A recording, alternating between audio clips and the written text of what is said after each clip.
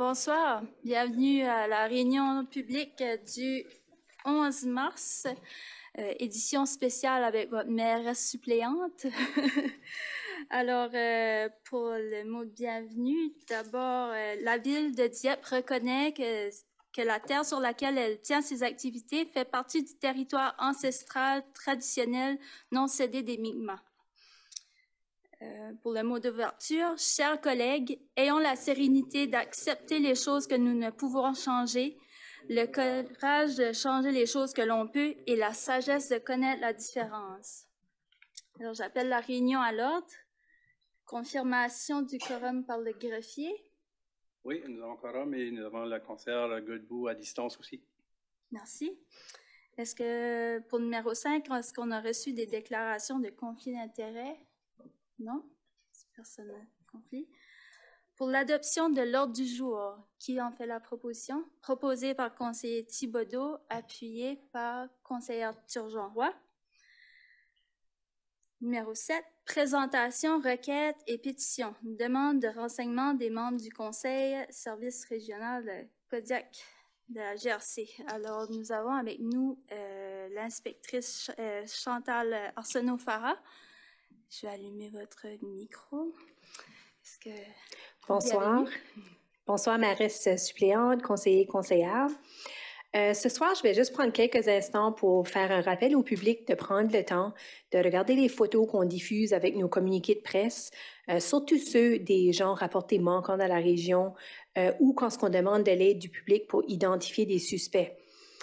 Par exemple, ce soir, je vous signale qu'ici à Dieppe, le 24 février, entre 4h et 4h15, on a eu un vol dans un commerce sur la rue Paul, où un homme a volé plusieurs bijoux dans un magasin. En ligne, si vous allez sur notre site web, sur Facebook, vous verrez des photos des articles qui ont été volés, des bonnes descriptions, mais aussi des bonnes photos de couleur du suspect. Alors, si quelqu'un connaît, c'est sûr qu'ils vont être capables d'identifier. Alors, on demande aux gens de prendre quelques instants. Puis, on fait ça assez souvent. On ne peut pas le faire avec tous les crimes, mais on essaie de regarder la qualité des images, puis les genres de crimes, puis on essaie de poster ça pour avoir de l'aide du public. Comme deuxième point, ça serait juste tout simplement pour faire un rappel qu'il est important qu'on prenne toujours nos précautions pour protéger nos biens afin de minimiser le risque de se faire voler. Comme exemple, on continue de voir des cas de véhicules volés dans la région puis à travers le Canada. C'est pas juste une problématique ici, c'est partout. Mais je peux vous dire que dans notre région, la plupart des cas, les clés étaient dans le véhicule où le char était mis en marche puis les gens savaient juste s'absenter, mais des fois même pour juste quelques secondes. Alors, ça prend vraiment pas de temps. On voit qu'il y a plusieurs des vols, que c'est dans le centre-ville. Par contre, il n'y a aucune région qui est immunisée. Ça, je peux vous dire, ça arrive dans le rural, dans les quartiers, comme quand tu y penses pas. Une autre chose qu'on voit en ligne avec le vol des véhicules, c'est qu'il y a plusieurs plaques d'immatriculation qui se font voler aussi. On n'a pas habituellement l'habitude de regarder nos plaques chaque fois qu'on embarque dans notre véhicule, mais je vous encouragerais de le faire, d'apprendre votre plaque puis de la remarquer. Parce que ce qui arrive, c'est que les voleurs vont voler, disons, je sais pas moi, un Hyundai Accent blanc. Ben, ils vont aller trouver un autre Hyundai Accent blanc, ils vont prendre cette plaque-là puis ils vont l'inverser. So, ils vont mettre la plaque volée sur l'autre. Toi, tu le sais pas. Tu conduis ton véhicule à toi, tu as la plaque de l'auto qui a été volée. Puis là, eux autres, ils ont la bonne plaque, qui est ta plaque, sur le char volé. Vous pouvez juste voir la problématique puis les défis que ça nous donne, nous autres, quand on vérifie des véhicules. Mais je veux dire, on est très au courant de cette technique-là. Alors, on regarde beaucoup les chars en détail quand on fait des vérifications. Mais comme nous autres, comme propriétaires de véhicules, c'est une chose qu'on peut tout faire, connaître notre plaque, jeter un coup d'œil. Si jamais que vous voyez que vous n'avez pas la bonne plaque, rapportez-les tout de suite, puis là, après ça, on va essayer de faire des liens. C'est tout pour ce soir, si vous avez des questions. Merci pour ces informations. Est-ce qu'il y a des questions de la part des membres du Conseil? Jean-Marc Brideau, conseiller. Merci, Madame la mairesse adjointe. Madame Arsenault, bon, je vais continuer sur l'idée de vos plaques, ce que vous venez de mentionner. Est-ce que vous avez à votre détachement ici un équipement qui sont dans les voitures des policiers, qui est des détecteurs de plaques? Est-ce que vous avez ça ici à Moncton? J'ai vu ça à Edmonton, auquel c'est une machine qui est dans l'auto, puis les policiers détectent la licence, puis le policier sait automatiquement qu'est-ce qui se passe. Elle lit tout seul, tu veux dire? Sans que le policier ait besoin de vérifier la plaque? Ouais. OK. C'est fait sur le computer, puis c'est tout fait. Ben, comme nous autres, on a des ordinateurs dans notre véhicule. Donc, vous faites puis l'entrée. il faut qu'on le rentre. Ouais, Ouais. ça, c'est comme ça qu'on est équipé tout de suite. On n'a pas ça, là, que ça check les plaques juste comme ça, là. Nous autres, il faut qu'on regarde les autos puis qu'on les vérifie manuellement, là. Ou qu'on l'appelle à la radio puis que les opérateurs vont le faire. D'accord. J'avais vu ça à Edmonton. J'étais curieux de savoir par le policier, puis je m'étais informé à ce moment-là, puis il me disait ça, c'est un détecteur de plaques. La machine, c'est quand même un peu comme un radar, si tu veux, mais elle va chercher l'information. C'est fait automatique. Le policier qui conduit sa voiture sait que c'est une voiture volée ou pas volée. Ou même c'est qui appartient à l'auto. Oui, ça revient automatiquement. Ouais, c'est quelque chose, je vais me renseigner, mais non, on n'a pas ça. Merci. Merci. On a conseiller Thibodeau. Oh, Merci, Madame la mairesse adjointe. Simplement, je vais vous rapporter que dernièrement, ou depuis quelques mois, je vois énormément de voitures qui passent sur les lumières rouges. Lorsque ça arrive proche, ils se dépêchent, puis je les vois, ils passent complètement sur la lumière rouge. J'aimerais que vous surveilliez ça parce que c'est dangereux. Aussi, j'ai des citoyens qui m'ont fait part qu'il y avait beaucoup de vitesse sur la rue Melançon. Puis, je demandais si c'était possible de patrouiller de temps en temps dans ce coin-là. T'ont-tu donné des heures de pointe? C'est-tu typiquement le matin puis au souper? Ah non, ils ne m'ont pas parlé des heures. Okay. Je peux vous dire que l'an passé, là, je vous avais fait part de quelques opérations qu'on faisait, là, puis malheureusement, c'était les gens du quartier qui se dépêchaient pour aller à la garderie, amener les enfants à l'école, Puis, c'est des zones, là, pendant les zones scolaires, ça descend à 30. Ah oui. Puis ça coûte cher. Puis on avait fait l'exemple, puis je pense, j'avais dit dans l'espace de 30 minutes, on avait donné une dizaine de billets, là, comme c'était vraiment, vraiment flagrant. On avait passé le mot. On peut le refaire. Mais je dirais aux gens, il faut qu'on se parle, là, puis il faut qu'on dise aux voisins de ralentir parce que c'est habituellement tous des gens pas mal de notre quartier. Mais je fais en note, puis oui, la lumière jaune veut dire ralentir et non accélère. Ça fait longtemps qu'on le dit, mais tout le monde est pressé dans la vie. Puis ça, c'est quelque chose qu'il faut qu'on soit là sur le tas pour le voir. Puis je veux dire que quand mes patrouilleurs sont sur le chemin puis qu'ils le voient, ça leur fait un plaisir d'allumer une lumière. Mais tu as raison, on n'est pas tout le temps là. Alors j'en fais en note. Mais j'ai même vu un autobus scolaire passer sur la rouge. OK. Ça serait bon si que tu peux être bon puis voir le numéro puis rapporter ça au district parce qu'eux autres auraient encore plus de dons que nous autres. Je n'ai même pas remarqué si c'était un district francophone ou anglophone, alors. Oui, mais merci, j'en ai fait la note puis je vais passer le message au patrouilleur. Merci. Alors, je ne vois pas d'autres questions. Dernier appel, il n'y a pas de questions de la part du membre du conseil. Donc, merci de votre présence ce soir, puis toutes les informations que vous avez données. On comprendra si vous ne restez pas pour le reste de la réunion. Vous avez des choses bien importantes dans la communauté. Donc, merci de votre présence encore et bonne soirée. Merci. Alors, on passe aux questions du public. Est-ce qu'on a des questions dans le public?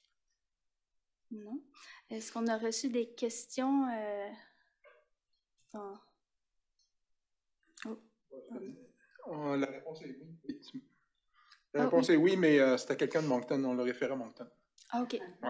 Parfait. Merci beaucoup.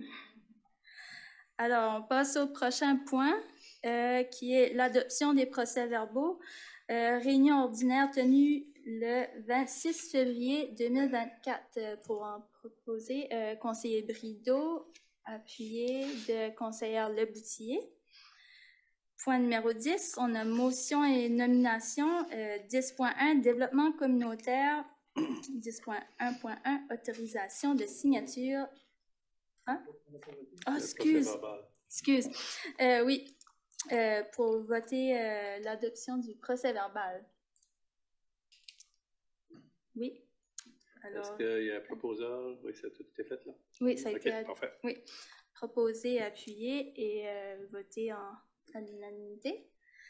Donc, ensuite, c'est ça, développement communautaire, autorisation de signature, partenariat pro-jeunesse.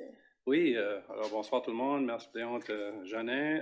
Alors, comme premier dossier, vous avez devant vous une entente de partenariat avec ProJeunesse. ProJeunesse est dans notre communauté depuis 2008, alors ça fait déjà plusieurs années.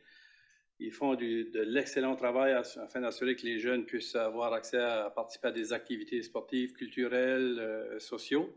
Alors, ici, vous avez une entente pour qu'on fasse une contribution à ProJeunesse pour qu'ils puissent faire l'embauche d'une personne. Alors, ça, c'est l'élément clé de l'entente qui a été modifié. Auparavant, on avait une personne à temps partiel. Et suite à leur plan stratégique, des actions prioritaires, c'était d'avoir une personne à plein temps. Alors, on accepte pleinement que la contribution se fasse à l'organisation. Ça s'aligne bien avec notre plan maître de loisirs, alors qu'on assure et on encourage le développement communautaire. Alors, ça s'aligne bien de notre vision. Et aussi, on va juste le souligner que le village de Mimranco est partenaire aussi à cette organisation ici, alors il faut une contribution. Et qu'est-ce qu'on entend parler de l'organisation, c'est qu'ils cherchent peut-être à aller chercher une autre ou deux autres communautés autour de la région pour complémenter la capacité d'une ressource à plein temps. Alors, on est tous confortables avec l'entente, notre contribution, c'est la même que l'an passé, et on vous recommande d'en faire l'adoption. Merci. Alors, pour la lecture de la résolution, conseiller Lanteigne. Merci. Que le Conseil accepte l'entente de partenariat conclue entre la Ville de Dieppe et Pro-Jeunesse Dieppe Pro Kids Inc. pour la période commençant le 12 mars 2024. J'en fais la proposition. Proposé par conseiller Lanteigne, appuyé par conseiller Godette. Sur la question. Question, conseillère Godbout. Oui, merci. Juste une petite question. Est-ce que dans nos ententes, d'habitude, on a des clauses d'indemnification lorsqu'on fait des dons comme ceux-ci? Monsieur Leblanc, Monsieur Richard. Leblanc. Est-ce que vous pouvez répéter la question, conseillère Godbout? Oui. Est-ce que dans nos ententes qui sont rédigées de ce style-là, on inclut d'habitude des clauses d'indemnisation pour des situations où on pourrait être assuré de ne pas avoir besoin, où on serait indemnisé ou dans l'éventualité qu'on aurait des responsabilités pour les activités de l'organisation? Je sais qu'on a une clause d'assurance, etc., mais non, j'ai pas retenu une clause d'indemnisation dans l'entente. Je me demande juste si c'est quelque chose qu'on inclut d'habitude. Souvent, ça dépend du risque qui est calculé. Donc, avec ProJeunesse, on pensait que le risque était peut-être un peu moins présent. Donc, c'est un organisme qu'on collabore avec, comme nos autres groupes communautaires. Donc, des fois, quand c'est des ententes un peu plus à risque élevé, on mettrait des clauses comme ça, mais celle-ci, on était quand même assez confortable. Si ceux-ci utilisent nos installations, mais ils vont avoir besoin des assurances. Nous, on a nos assurances, donc je ne suis pas certain si je réponds à la question. Mais... Non, je pense que oui, pour moi. Je posais la question parce que j'ai fait la même réflexion, si tu veux, dans la lecture du document. Un des risques que je regardais, c'était surtout la fuite d'informations. Il reçoit beaucoup d'informations qui est jugée personnelle. Et puis, je vois les clauses qui élaborent exactement tous les principes, etc., pour la protection de ces informations-là. Mais on s'entend aussi qu'on peut se retrouver dans des situations où il y a des fuites d'informations et puis dans lesquelles ça peut engendrer des responsabilités. Alors, je me demandais juste si c'était quelque chose que vous aviez pris en considération ou pas dans votre décision de ne pas avoir de clause d'indemnité ici. On avait proposé mais qu'on fasse le partage de notre information parce que tout de suite, c'est certain que les informations du groupe sont sur les serveurs de la ville. On a proposé de faire signer une entente de confidentialité qui aurait peut-être un peu plus de détails qui pourrait possiblement protéger un peu mieux la municipalité sur les informations confidentielles. Parfait, merci. Cette clarification-là que c'est sur nos réseaux, ça répond à ma question. Merci. Merci pour la réponse aussi. Est-ce qu'il y a d'autres questions de la part des membres du Conseil? Non? Alors, c'était proposé par conseiller Lanteigne, appuyé par conseiller Godette pour le vote. Ceux qui sont en faveur signifient par un oui? Oui. Alors, ceux qui sont contre, ça a été voté à l'unanimité. Prochain point. 10.2 ingénierie, 10.2.1 frais additionnels, services d'ingénierie, architecture et gestion de projet relocalisation résidence 6 Gauvin. Monsieur Mélenchon? Oui, certainement. Alors, comme vous le savez bien, ça fait déjà un petit bout de temps qu'on travaille sur le dossier de relocaliser le foyer 6 Gauvin sur le chemin Mélenchon.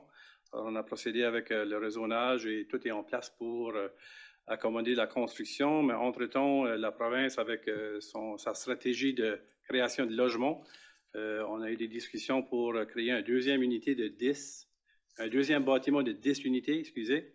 Alors, c'est qu'est-ce qui est sur la table actuellement. Alors, pour pouvoir finaliser les plans de devis, ceci, c'est pour donner un coût additionnel aux 2 consultants pour, la gestion de projet avec ProDev Consultant de 50 000 plus TVH additionnel et aussi au niveau des plans architecturaux et ingénierie avec Cube Architecture au montant de 25 000 plus taxes. Alors, ceci permettrait de complémenter ou de compléter les plans de devis et la gestion de projet des 2 bâtiments.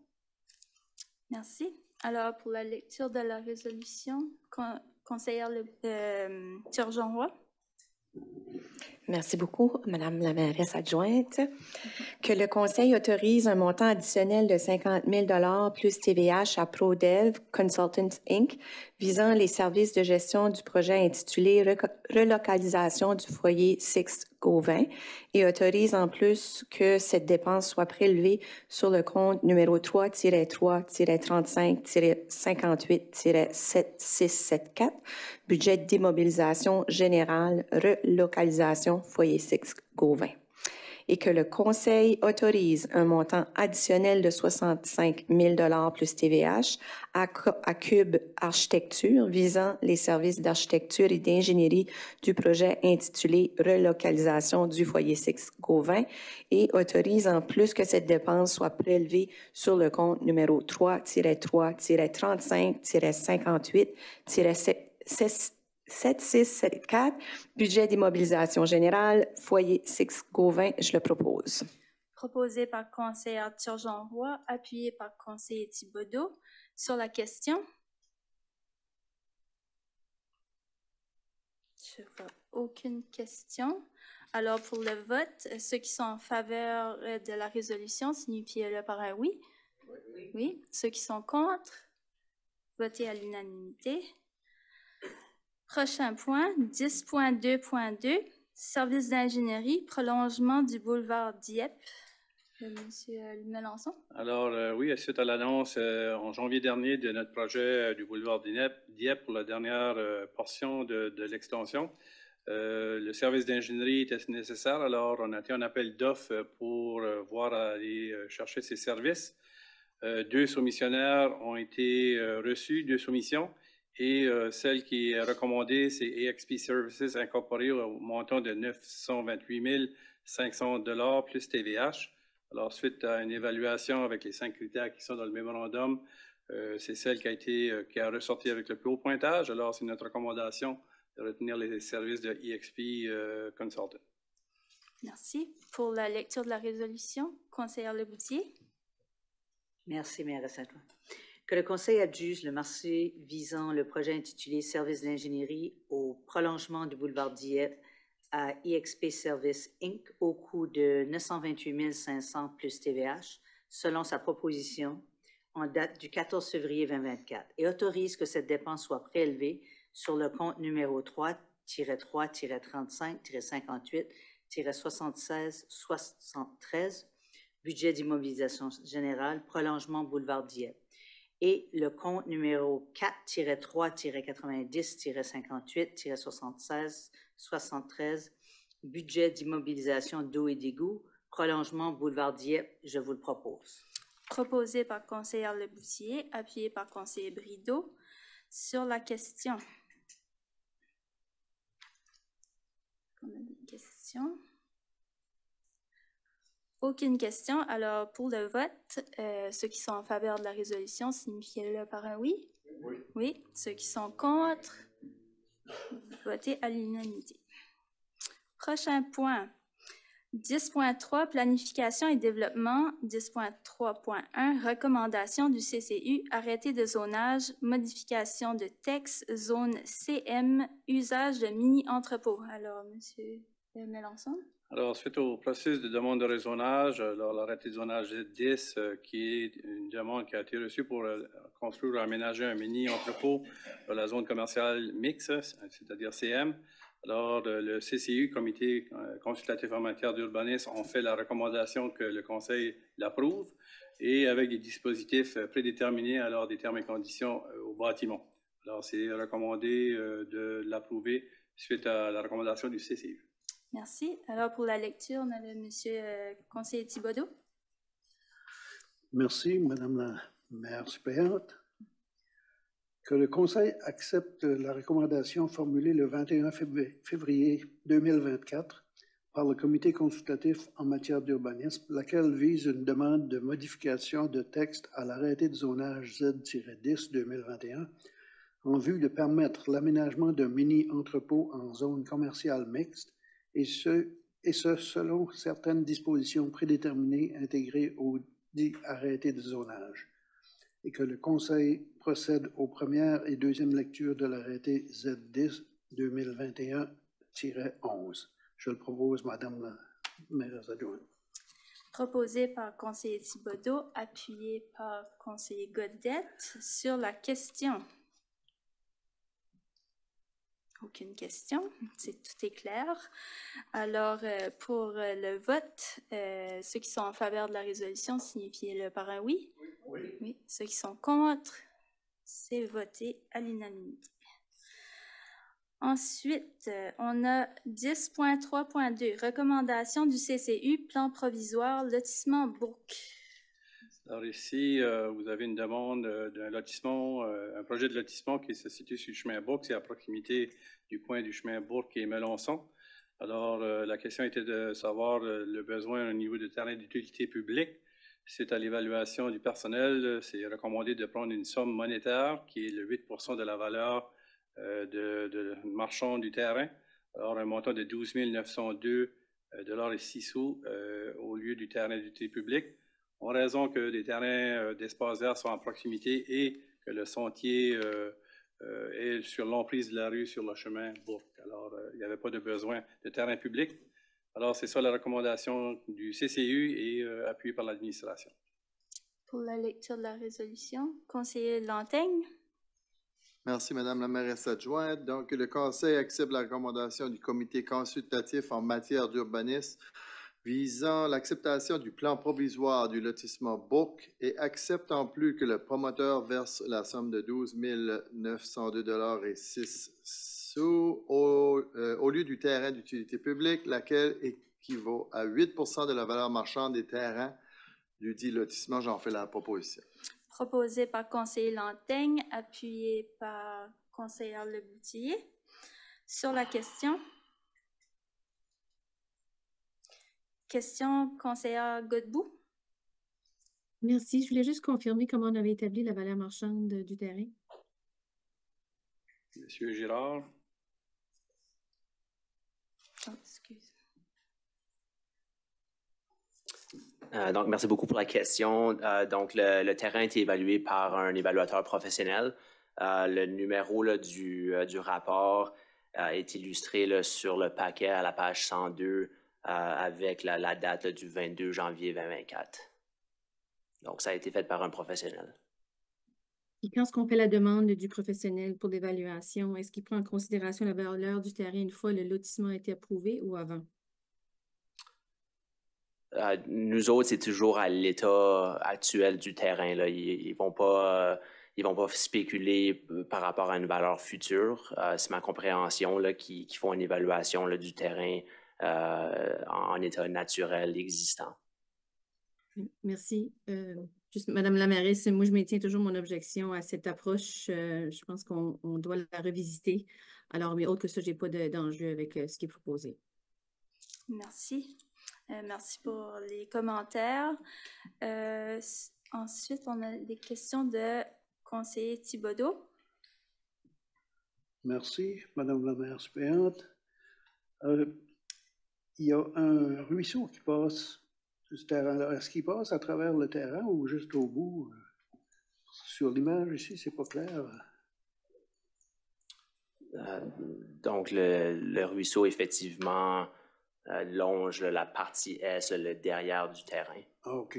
Donc, il y a quand même une pente assez abrupte aussi, là. Ouais. Alors, il va respecter le Oui. 30 mètres. Absolument. Donc, il est assujetti au règlement provincial. D'accord, merci. Merci pour les précisions. Je ne vois pas d'autres questions de la part des membres du conseil. Donc, ça avait été proposé par conseiller Lantaigne, appuyé par conseillère Leboutillier. Pour le vote, ceux qui sont en faveur de la résolution, signifiez-le par un oui. Oui. Ceux qui sont en contre? Non. Non. Enregistré pour conseillère Godbout. Oui, merci. Juste sur le principe de la valeur. Merci. Oui. Merci beaucoup. Alors, ensuite, on va passer aux arrêtés municipaux. 11.1, arrêté Z10 2021-11, arrêté modifiant l'arrêté de zonage de la ville, usage à mini-entrepôt. Alors, c'est le sujet 10.3.1 qui a été approuvé. Alors maintenant, c'est juste faire les 2 premières lectures par titre seulement pour entamer le processus d'adoption. Parfait. Qui veut faire la lecture? Conseiller Brideau, par titre. Je vais allumer le micro. Merci, mairesse adjointe. Arrêté Z-10 2021-11, l'arrêté modifiant l'arrêté de zonage de la ville de Dieppe. Je vous le propose en première lecture, par titre seulement. Oui, proposé par titre seulement en première lecture par conseiller Brideau, appuyé par conseiller Thibodeau. Sur la question, aucune question. Alors, pour le vote, ceux qui sont en faveur, signifiez-le par un oui. Oui. Ceux qui sont contre, personne. Alors, c'est passé. Et pour la deuxième lecture, conseiller Brideau. Merci. Arrêté Z-10 2021-11, l'arrêté modifiant l'arrêté de zonage de la ville de Dieppe, je vous le propose en deuxième lecture seulement, par titre. Proposé en deuxième lecture par titre par conseiller Brideau et appuyé par conseiller Thibodeau. Sur la question, aucune question. Alors, pour le vote, ceux qui sont en faveur signifient par un oui. Oui. Oui. Et ceux qui sont contre, c'est adopté en deuxième lecture. On passe à l'avis de motion. Est-ce qu'on a reçu des avis de motion? Aucun avis de motion. Donc, pour les demandes de renseignements et annonces des membres du conseil, là, il faudra qu'on me rappelle dans quel ordre on était rendu. C'est-tu dans ce ordre? On va aller avec conseiller Godette. Est-ce que vous avez Merci. un message? Madame la mairesse adjointe. J'ai seulement un citoyen qui m'a appelé pour le parc Rotary Injuste, appelé Shuffleboard, je ne sais pas comment ça s'appelait en français. Anyway, le monsieur a dit que les terrains étaient vraiment pas en bon état. Il y en a 6, puis c'est plus les années qui jouent ça, puis il aimerait savoir si la ville a l'intention, il dit au point en arranger une ou deux qui peuvent jouer. Je ne sais pas si c'est le cas qui avait été rapporté déjà ou... Peut-être que vous pourriez diriger le monsieur à contacter le service des loisirs parce qu'il y a peut-être des réparations à faire, mais on veut aussi s'assurer que si on investit de l'argent dans nos installations qui vont être utilisées, alors on voyait que l'activité était peut-être moins populaire peut-être depuis la COVID, là. Alors, inviter la personne à contacter Denis, un membre de l'équipe, puis on va s'assurer de voir s'il y a un regain d'énergie ou d'activité, puis qu'il y a un groupe qui veut s'intéresser, puis voir ensuite à aménager le terrain qui soit approprié pour jouer. Ben, c'est ça que j'avais dit, c'est qu'il peut y avoir une liste de noms ou quelque chose comme ça, que des monde qui seraient intéressés à jouer. Puis, c'est comme qu'il dit, il n'y a pas besoin d'avoir les 6 parce qu'il y en a peut-être 2 pour commencer, puis qu'il voit que ça va bien, peut-être les autres. Si on voit l'intérêt, c'est là qu'on peut mieux planifier si on doit en aménager 1, 2, 3 ou 4. Alors, je pense qu'on va commencer par bâtir la base des participants, puis ensuite on verra l'installation. Merci. Okay. Ça serait tout pour moi. Excellent. C'est tout, merci. Conseillère Leboutillier. Oui, merci. Rien pour moi ce soir. Merci. Conseiller Brideau. Je n'ai rien pour moi ce soir. Rien pour vous. Alors, prochain, conseiller Thibodeau. Ça va aller vite, j'ai rien moi non plus. Oh, wow! OK. Conseiller Turgeon-Roy. Merci, moi, je vais briser ça. Ah, Je voulais juste parler de la 2e édition du Gala de reconnaissance, là, les Chalins, qui s'en vient prochainement. La date limite là, pour les mises en candidature est le mercredi 20 mars. Donc, c'est ça, le gala, c'est pour reconnaître nos bénévoles dans la communauté. Fait que j'encourage les gens de participer. Donc, mercredi le 20, les détails sont tous sur le site web. Je voulais faire cette petite promotion-là, qui est importante pour nos bénévoles. Merci. Merci du rappel, c'est vraiment important. Conseillère Godbout. J'ai rien ajouté ce soir. Bonne soirée. Bonne soirée, merci beaucoup. Et conseiller Lantaigne. Rien pour moi non plus, merci. Rien pour vous non plus. OK, bon, ben, moi, j'avais un petit message. Je voulais juste féliciter d'abord le Centre des arts de la culture d'avoir accueilli le Happy Hour Club, ainsi que les organisateurs de l'événement, qui sont venus pour la Journée internationale des droits de la femme. Ce fut un moment très plaisant de réseauter avec des femmes extraordinaires de divers secteurs pour cette belle journée de reconnaissance. Et puis, j'aimerais souligner que cet après-midi, il y avait une conférence de presse du Club de culture arabe qui était aussi au Centre des arts de la culture de Dieppe, qui propose une très belle programmation. Alors, je vous encourage de visiter la programmation du Festival pour le mois du patrimoine arabe. Il y aura des expositions de calligraphie, ateliers de danse libanaise et un invité spécial, l'Orchestre arabe du Canada, de Canadian Arabic Orchestra, qui vient pour la première fois au Nouveau-Brunswick. Donc, c'est à vérifier. Il n'y avait pas d'autres messages à faire ce soir.